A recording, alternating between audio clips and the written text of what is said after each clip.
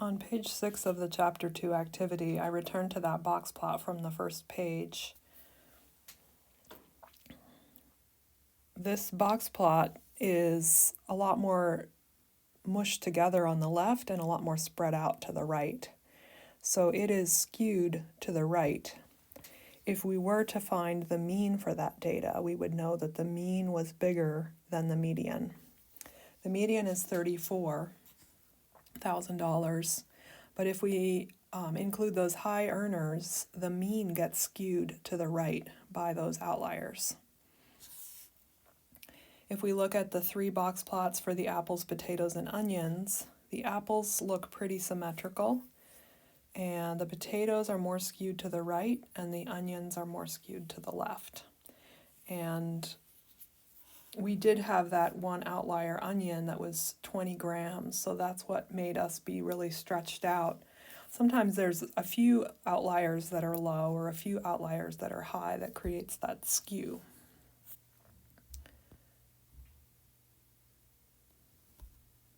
Now there's a formula for potential outliers.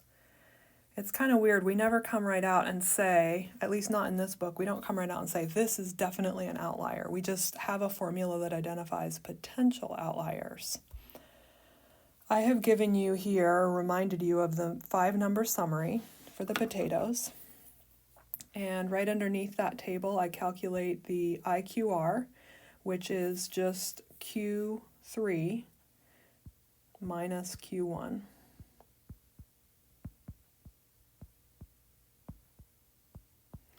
And so that's what I did here, is I took Q3 minus Q1 and I get 72 for the interquartile range.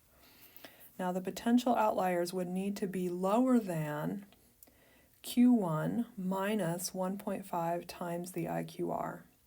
So Q1 is 116.5 minus 1.5 times the interquartile range, 72. And so once I work that out, I get 116.5 minus 108, so I get 8.5. To be a potential outlier, a potato would need to weigh less than 8.5 grams. That did not happen. Okay, and then potential outliers would be bigger than Q3 plus 1.5 times the IQR. So the cutoff for potential outliers is 296.5, which is a bummer because we had a 296 gram potato and it didn't quite meet that criteria to be a potential outlier. I would have probably just glanced at the data and thought it was an outlier, but this gives you sort of a definitive rule. And finally, we have 5 different graphs down here, and I'm just showing you the vocabulary. Left skewed means that there's a tail to the left of the data. Symmetrical doesn't have to be perfect, but it should be fairly similar in both directions. And then the right skewed distribution has a tail to the right.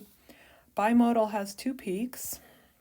Notice that the 2 peaks are not, one is bigger than the other, but we still call it bimodal.